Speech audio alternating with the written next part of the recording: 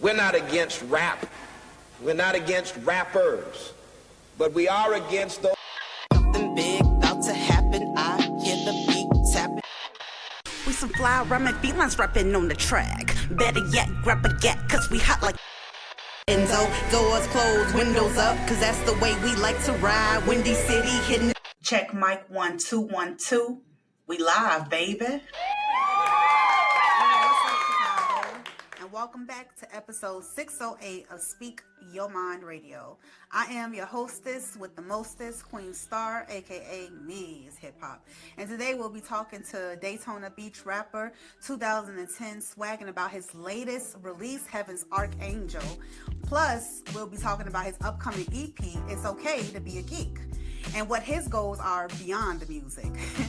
So without further ado, next up to the mic, y'all, the one and the only 2010 swaggin. What's up, bro? What's up with you? Yeah, my name 2010 swaggin. I'm from Daytona Beach, Florida, born and raised. I've been doing music probably since I was about 10 years old. I had like my ons and off with it though. Like this is probably my first year taking it serious. Well, towards the end of last year, I started taking it serious. But I used to just make music for fun, and yeah, it's pretty much how I came along. No, you came a long way since 10 years old. How old are you now? I'm 22. Damn, that's what's up. Yeah, like one day it used to be my homeboy. His name Pootie and Pat. We was just rapping in his house, freestyling. I was a kid though. I'll never forget that. We were just freestyling, playing around on the little mic he had. And ever since then, I just been rapping though, like pretty much. I stopped for a couple years because I was a kid, so I was playing sports in between all that. And then I'll say like probably my 11th grade year of high school, I started rapping again. But I was just playing around. I was just dropping music on SoundCloud with my friends and stuff like that. And then I say like 2025, that's when I started taking it serious, like putting stuff on my page, trying to network and meet people, trying to find my sound as well. That's dope. That is really dope. So this is kind of like a transformational move for you.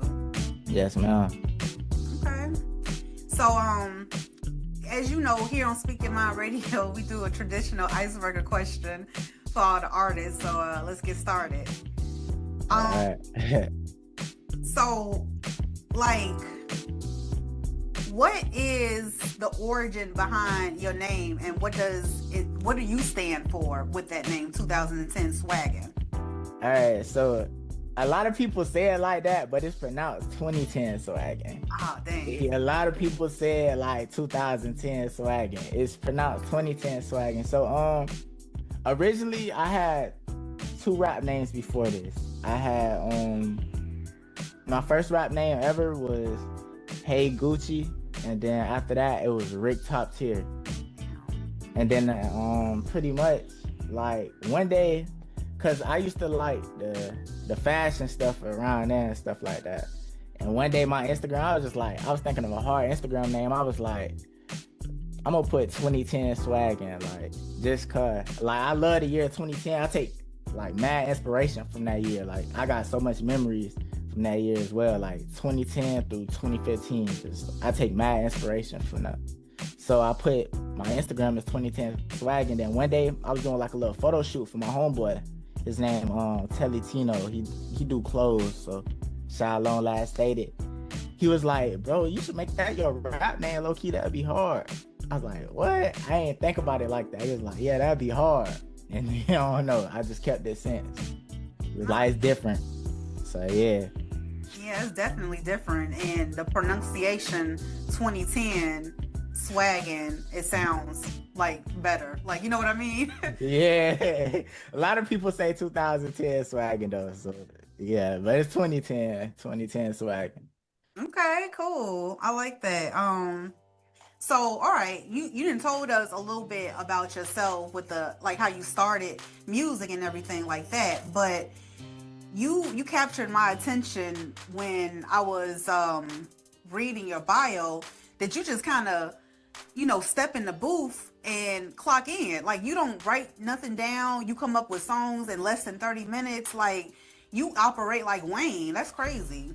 Yeah, like literally before you called me, I was just making a open verse with somebody. They sent that. I finished that quick. Like, pretty much since I started, like when I first started trying to rap, my dad used to be like, bro, why don't you write something? But I used to tell him I could never write. Like, I just can't. So like, even when I'm with my friends or we actually in like a real studio and stuff, I just can't write. I always just punch in. I listen to the beat. It's like the beat guides me on what to say, the flow, even kind of the lyrics. Sometimes I just think about life when it comes to lyrics or what's going on in the moment. I try to go off experiences. So yeah, but I take a lot of inspiration from like comic books and stuff too when it comes to lyricism and stuff around there, video games, all that. But it kind of be quick to me. It depends on the beat. If I feel the beat and I'm riding, I like a little stuff. I say a little bit. I'm like, start humming. Then after that, if I'm feeling, I'm like, all right, we're gonna load that beat up. Then I'm on it. I'm just rapping, doom. And I get in like a flow state. Words coming quick. Words will come quick, bar after bar after bar. And yeah. But as of recently though, that's just, I don't know. It been a lot quicker than when I first started. Like when I first started, it used to take me like probably like 45 minutes to an hour to make a song, or 2 days, 3 days. Now I can make it. I'm back to back with songs. I got so much unreleased songs, so it's just, yeah, they sitting there. But they'll probably all be out by the end of the year, or next year. I don't know. I just be planning out and organizing my drops recently. That's beautiful. That really is. It's a beautiful process that you have in your mind of how to create music. Like you said, you be in your flow state, boy. That's dope. Yes, ma'am. So, like, I also know about you. You take some of your biggest influences, like from The Alchemist, Earl Sweatshirt, and my boy Freddie Gibbs. Like, how do you take inspiration from all these artists without getting lost in the sauce with your own shit? Pretty much, cause I listen to R&B, soul, rock, and rap, and alternative rap. I listen to all types of music. And I honestly, like, if we was going off what I listen to 24/7, I'd be a singer. But you know, that ain't my lane. So pretty much I like listen to their sound. I like their beat selections. I watch their interviews to see their process. I pretty much just study the game in a way. And I take like, basically I see what they doing, I put it in my own niche. I already kind of have my own type of flow and style. So pretty much I just kind of take a little bit of some of that stuff, but make it into mine. So it won't sound the same or nothing. It's just inspiration. I mean, mostly though, like, yeah, I listen to a lot of Earl, Baldy James, Freddie Gibbs, MF Doom, Big L, Big Pun, Lauryn Hill. I listen to a lot of artists, so I take inspiration from all of them.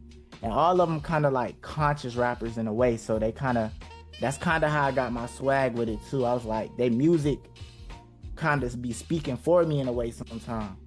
So I just take it from there and I'll be like, wow, you know. And that's just how I made my swag. That's how I started rapping the way I do.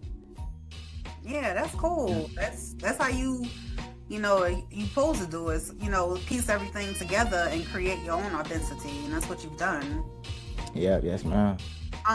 Before we jump into the track, Heaven's Archangel, your producer, Rizzy, what makes your relationship so special?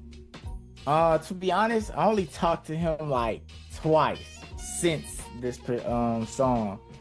Me and him probably have like 3 more tracks on the way though. For sure. He definitely, I think he produced something on my album that's about to come out, if I'm correct. I don't know if I put that song on there, but we definitely have a couple songs. Bro, cool people though. I could tell he has his own lane, his own little wave and flow going towards his style. You know what I'm saying? He does a lot of Earl Sweatshirt type beats, Alchemist, all that. So that's kind of how I met him off that. Then yeah, I sent them Heaven Archangel.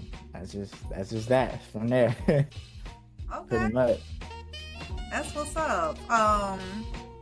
Okay, so let's get into Heaven's Archangel right now. This track, it feels like a movie. It does, you know. I need to know like what real life experiences helped shape the track. Yeah. So I could say when I heard the beat, I got into thinking like I don't know. I got into thinking about all the times I was cocky in just life, like just cocky, no humbleness at all. I just walked in, like when my first lyric, I say walk in solo, stepping hella hard, like I'm kicking in boots, you know, like I don't know. I was just thinking about like all the times I was cocky. I walked in, not caring about nobody, feeling like the man, and that's pretty much like just how I was feeling. Like even in the lyrics, you know, I'm talking. I'm like, "This your best." I could cry laughing. You know what I'm saying? That's what I'm saying in the song. Like I was just feeling cocky. So yeah, that's pretty much the story behind that. I was just feeling the vibe. I heard the beat. I heard like the choir or something in the back. That's what made me put like the heavens part, because it had a choir, and yeah, I was just feeling it, to be honest. Yeah, I was feeling it too. Like I did like your swag on the video too. You know, you just walking through the park talking your shit, you know what I'm talking about? I'm like, okay, I see you. But tell the cameraman keep the camera steady next time. I know he didn't keep it steady at all, man. I'm like, bruh. But he tried though. I don't know. I did one more video recently, and then I'm about to do another video for this one track I got called Doomsday. That's gonna be like cinematic with actors and stuff. I can't wait to have that one out. But yeah, that's gonna probably be like my most advanced video and best video up to date once that's done, though. Doomsday. I can't wait to see it. I want to see that video. Yeah. So in Heaven's Archangel, like you mentioned, like trying to avoid fucked up energy in this world. You know what I'm saying? So how do you personally re-up your own energy? Me re-ing up my own energy, honestly, I stay to myself. I don't try to be buddy with people, shake hands, because shaking hands is transferring energy at the same time. You know, I usually like to dap people up. Sexually, I don't be in too much women. That's just, you know, I'm more of a one-on-one type of person, because you gotta know the person you sharing energy with as well, because you stick your penis in them. Next thing you know, you catching mad energy from all the other boys and stuff, you know. So yeah, it's pretty much just standing myself. I like to meditate, just keep my head on the swivel, pretty much stay focused, like wake up and think I'm gonna do something, and stay away from people that might alter my thought process. So yeah, it's just pretty much staying to myself. It is a fucked up world right, definitely right now. Like a lot of shit is coming out. You know, a lot of shit that's kind of probably was considered a conspiracy is coming out and all type of stuff. So there's a lot of fucked up energy going on. Yeah. So yeah, I try to stay away from all that. I agree. Like, bro, at 22 years old, listening to you talk, like you got a mindset of a damn near 30-year-old, like the way you talking about the energy and stuff. Like, that's crazy. Yeah, cause I've been kind of studying like frequencies and energies since I was like 14 years old. That was kind of the start of my spiritual journey. Like one day, who was it? It was my friend. He gave me a book. He was like, "Bro, read this." But at first, I'm not gonna lie, I didn't like the book, because they was like, "Oh, Jesus this and Jesus that." It was talking about gods and goddesses and all that stuff. But I really had to sit there and read it, understand, and like break out that mindset. So when I did that, I started collecting mad books, and I got like plenty of books on me, a lot of spiritual books, and I make sure to read a page or so every morning when I wake up. Just to, you know, but I don't know, I'll be reading these books, rereading them and stuff, because it might be something I missed. So yeah, I'm a person who just like to learn and stuff like that, gain knowledge. That goes into my music as well, though. Like the stuff I read about, I try to put it on there. Like yeah, I say it's more about that towards the album. No, I was actually about to get into it. Actually, that's funny. Your upcoming EP, "It's Okay to Be a Geek." I really like that title. And the fact that this EP dives into your childhood and identity, which we're speaking about now. But was there anything, that you were nervous about to reveal in this particular project? Nah, actually, not at all. Every song has okay. So basically, my whole thing with this album was to show substance, make music with substance that people will probably listen to years from now and still be able to relate to. So, cause we don't get that type of music nowadays. I realized that I started breaking it down. People like the turn stuff, the drill stuff, and all that, but we don't really get music with soul, lyricism, or anything of that sort no more. So I was like, that just matches me. I like to rap. I like to talk about real life things and sort of that stuff of that nature. So pretty much, I was just telling about my childhood, stuff I'm went through, and this is gonna be the first version. It's called "It's Okay to Be a Geek Volume 1." It's gonna be another version, but that version won't probably come out until like 3-4 years from now. Like it won't come out probably towards the end. I ain't even gonna say the end of my career, but it'll be a long time before that like second version come out. But this is the first version though. That's cool. So do you believe like in first childhood, second childhood, third childhood type thing? Yeah, you got stages. Cause my first childhood, I was I'd say like I was a normal kid. I go outside, play. I was learning how to talk to girls, stuff like that. Normal childhood stuff, fighting. My second childhood is when I start getting into like anime, comic books, learning more about like my personality. Doing weird. Well, I ain't gonna say it was weird, but I was kind of being myself in a way. But it was weird though, in a way. Like it was unnormal. Like most kids wasn't doing what I was doing, but I had my little group that was doing the same stuff I was doing. So yeah, I'll say that. And then the third version is just like preparing for adulthood though. I feel like in a way, it's like you opening your eyes and you about to be an adult. Life about to change and all this stuff. So you just kind of preparing for that. So for sure, I say I believe in that though for sure. And I laid it all out in the album too. Like I just pretty much the whole album from the intro to outro is just a lot of stuff about me, but a lot of people gonna be able to relate to it. Like so, yeah. Okay. I think you're a relatable person as it is, so of course it stands out in your music. So that's easy to comprehend. But like, why did you decided to name it? I mean, I can guess why you decided to name it. It's okay to be a geek. I get it because we just had a whole conversation right now. I said though, pretty much though, like because I put "It's Okay to Be a Geek" because I mean, in my eyes, like growing up, I was always like around the popular people. I was popular and stuff like that, but I was a nerd at the same time, like geek stuff. They was always in the hood. They was in the trenches and stuff like that. I'd be around them, but I wasn't on the same type of time and they was. I was reading comics, all this other stuff, like stuff that the people around me wasn't into. So like basically what I'm trying to say is like, if you a geek, be a geek. Like I got stacked comic book collections, action figures, all type of stuff. Like I make music for people to be they self. That's how I feel. Like I want people to be they self when they listen to my music. Feel like they could be they self. That's the point. Yeah, I felt all that. I feel that through this interaction that we're having right now. Just it's okay just to be yourself, you know. Yeah.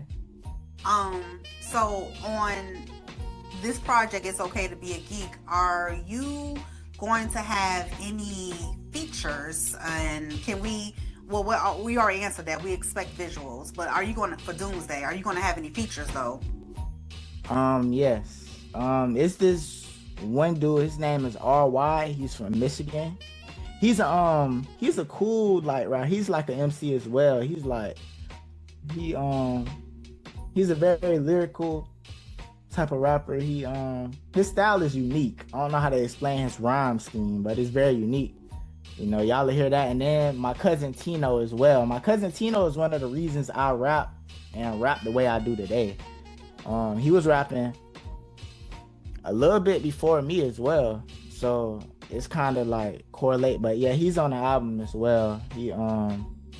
He's actually the last song I finished for the album. He's not the last song on the tape, but he's the last song I just finished for. And yeah, he's on there as well.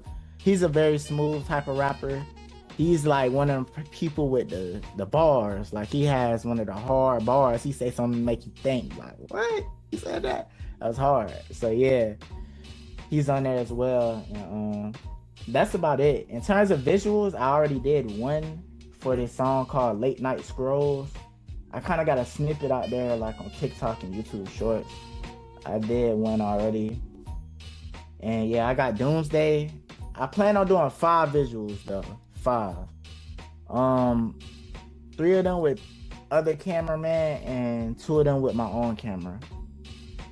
So yeah, plan on doing 5. Okay, that sounds fun. I can't wait to see those things that you speak of come to life. Yeah, for sure. Yeah. We kind of gearing up towards the drop though. Like right now, we trying to find a comic book shop to do a listening party at. That's what we plan on doing. We kind of been looking around for that. The cover of the album and stuff getting made right now, so everything is just coming together. We also plan on doing like a little teaser trailer as well. So yeah, everything is kind of just happening right now. But I can say I do plan on dropping the album March. If it's not March, it's April. But for right now, the release date is March 20th though. I can say that. Oh my God, that is so cool. Yeah, but it might be pushed back. I'm just like, everything gotta come together. I ain't famous, so I ain't trying to push my work back, but everything gotta come together. I gotta have this at a perfection. And I still gotta sign like a couple papers from producers. So yeah. Okay. Yeah. So how long have you been working on it? Honestly, it been through, I'm gonna be honest, it had to be like almost a year, because we have 3 different versions. I have 3 different versions of the album. The original name was the Cozy Tapes, but then we looked it up and A$AP Rocky them already used it. A$AP Mob already used the Cozy Tapes. It was gonna be the Cozy Tape Volume 1. That was the original name. And then the second name was Life of a Geek. We had a version of that, which I kind of like broke down that, and I made an EP called Funkin' Jams. That was just like to get some stuff out the vault. And I didn't put like the MC type of songs on there, but I left the turnt songs. I took all the turnt songs off and made Funkin' Jams. And now we got this. So we've been working on this, I say, like, because the peers around me been kind of creative directing it. We've been working on it at least probably almost a year. Guaranteed. I was just building it up, making sure my style and everything is correlated pretty much. Yeah, I can I can sense that you really do follow some of the greats and everything like that. Your story, I'm not trying to compare you or nothing like that, but like how you operate, in a sense, it reminds me of like J. Cole. Like, you know what I'm saying? Yeah, for sure. Yeah. I gotta listen to his album. It just dropped. I gotta go peep it, man. I heard the song he recently dropped like before the album. That was fire. So I gotta go peep the album, the whole album. He one of my favorites though, like all time great. Literally. So yeah, I love J. Cole music. That's Shout out dope. J. Cole. Yeah, for sure. Shout out J. Cole. Okay, so look, finally but not least, and I kind of think you answered this question too, in a sense, but if someone were to find your work today and they listen to Heaven's Archangel, what do you hope that they understand about themselves? Be yourself unapologetically. That's it. That's literally like when I was saying that, like the song I want the song to make you feel like you could just pop it on them, like pop it. Just do you. Go out, do you. So that was the point of that song, and like that's my best advice for them. Like when they listen to that song, I want them to feel like they could just go pop it on them. Mm-hmm. Literally. Okay, well, they're definitely gonna be popping in this interview, cause yeah. A good interview. Yeah. Answered all my questions, even though I felt like I had the answer. I just wanted to hear it from your mouth, you know? Yeah, for sure. Yes, ma'am. Yes. So, first of all, I just want to say to you, continue to do your work, your industry work, and how you following the greats and becoming your own great version of yourself. It's just, bro, it's beautiful. At 22 years old, you got the rest of your life ahead of you, and yes, ma'am. Using your time wisely, you know? Yeah. Yes, ma'am. I appreciate the interview. Feel me? Keep doing this. I feel this is for the culture, though. You helping a lot of us. So you'll be remembered as a legend one day, whether you know it or not. You just gotta keep going. Thank you. I appreciate you. Well, thank you, Chicago, for listening to our beautiful conversation that we had with each other. Hopefully, 2010 swaggin', this won't be your last time on the show, because I know you're going to create more great work in the future. For sure. I could say this though, like, because somebody might watch this and want to know, but after this album, I'm probably only dropping like one more EP this year. The rest is singles and visuals though. But I'll drop like one EP or something. Maybe an album, maybe, but I doubt it though. Just probably an EP towards December, say like November. And it's already kind of in the making. So yeah, I don't know. It could be an album, but it's in the making though for sure. The title and I'm not gonna reveal the title, but it's already made though. Started. So yeah, though, I'll definitely be back on here to talk about that next one. And like the way I'm growing though, like even my YouTube, TikTok, and Instagram, SoundCloud, the way I'm growing, I have a little bit more buzz towards now. A lot more buzz actually. Like I'm even doing shows in between here. I got a couple shows coming up. So yeah, I definitely got something to talk about next time. Alright. Well, we're going to get up out of here, Chicago. Again, thank you for your listenership. Much appreciated. And why don't you tell everybody where to follow you on Instagram? Yeah, y'all can follow me on Instagram, 2010swaggin, my Twitter, 2010swaggin, TikTok, YouTube, all that. If you want to work, hit me up. No, I ain't one of them people with no ego. I don't charge anything. So just hit me up, get at me. And yeah, I hope y'all all doing well. Peace and prosperity to all. Yeah, love. Thank you, MzHipHop. You're welcome. Bye. Bye-bye. Kids, they grow up so fast. One day they're taking their first steps, and the next, they don't fit into the tiny sneakers they took them in. You blink your eyes and their princess dress is 2 sizes too small, and their dinosaur backpack isn't cool anymore. But don't cry because they're growing up. Smile, because you can profit off of it. For real, there are a bunch of parents on Depop looking for the stuff your kid just grew out of. Download Depop to start selling.